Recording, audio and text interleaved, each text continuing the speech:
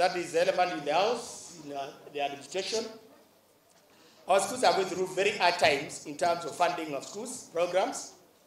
Recently, we had a meeting with the National Governing Council, and I know Mr. Mutia, you attended, Mr. Kitonga, at KICD, Nairobi, sponsored by Education International, which we are discussing the funding of education in Kenya.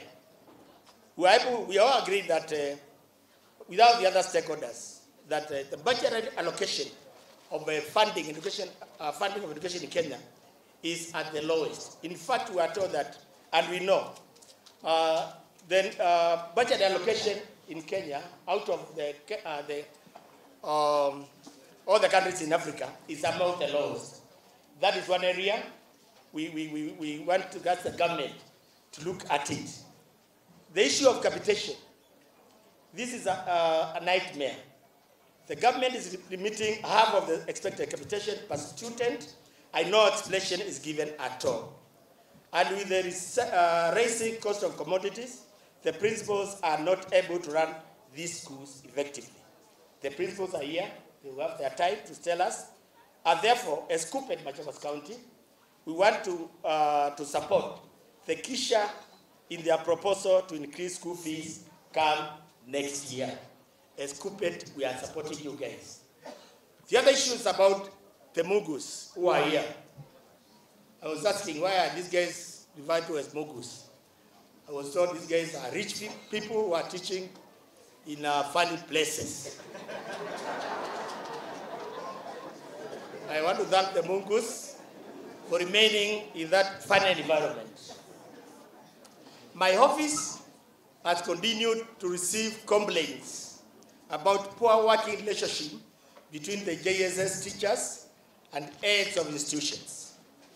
These teachers are being forced to teach primary school lessons, grade 1 to 6, and handling subjects that they never trained in.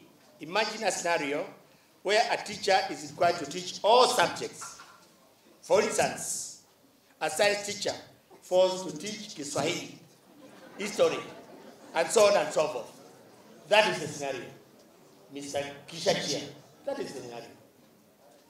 In fact, this one we have shared in many platforms with the national chair, KSSHA, but the blame goes to the presidential working party on education reform for misadvising the cabinet secretary for education. And was so doing misadvising the president. Because if JSS had been domiciled in day secondary schools, as we had advised as a union, that was our advice. When these people are going around, this presidential party in education, we said, let the JSS be domiciled in day secondary schools because they serve it. The teachers are there, classes are there, and we don't understand the wisdom which this group, this reform body came up with. But anyway, maybe we'll give this one Mugu to give us a story on this issue.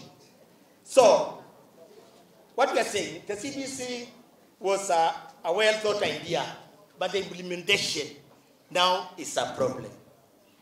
Another issue I have to mention here is enhanced house allowances.